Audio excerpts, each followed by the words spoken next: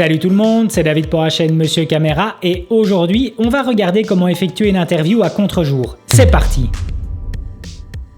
Alors pour aujourd'hui, on va voir quelque chose d'assez basique avec comment éclairer une personne à contre-jour avec une seule source de lumière. C'est une situation assez commune. Vous êtes chargé d'aller filmer une personne à son domicile, manque de bol, vous arrivez sur place et vous vous rendez compte que la captation doit s'effectuer à contre-jour. On va regarder le résultat de base avec le résultat final.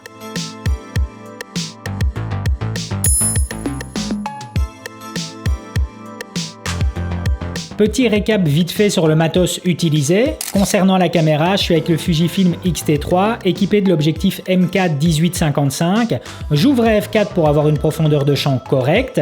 J'ai une Matbox Tilta Mini dessus avec un filtre ND fixe de chez Nissi et le tout mis à 5600 degrés Kelvin. Pour la lumière, je suis avec mon nouveau jouet, la Nanlite Forza 200. Elle m'offre assez de puissance pour illuminer à contre-jour et sur un plan assez large. Par contre, pour la diffusion, j'ai délibérément fait le choix de ne pas utiliser de softbox pour la simple et bonne raison que ça m'est déjà arrivé de ne pas avoir assez de recul sur place pour déplier celle-ci.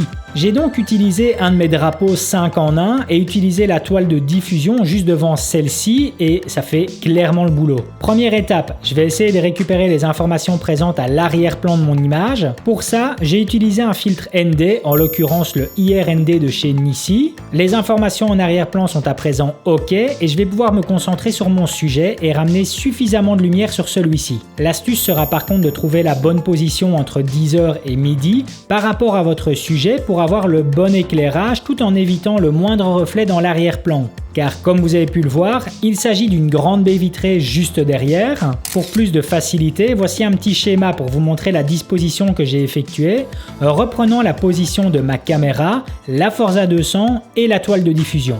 Comme vous avez pu le voir, avec les bons outils, il s'agit ici d'un setup tout simple et dont la mise en place en mode solo ne pose aucun problème. Dites-moi ce que vous en pensez dans les commentaires et aussi ce que vous avez l'habitude d'utiliser dans ce genre de situation. Voilà, c'en est terminé pour aujourd'hui. Si la vidéo vous a plu, n'hésitez pas à mettre un gros pouce bleu, ça me fait super plaisir. Et puis surtout à vous abonner à la chaîne pour être tenu au courant des prochaines sorties. A plus!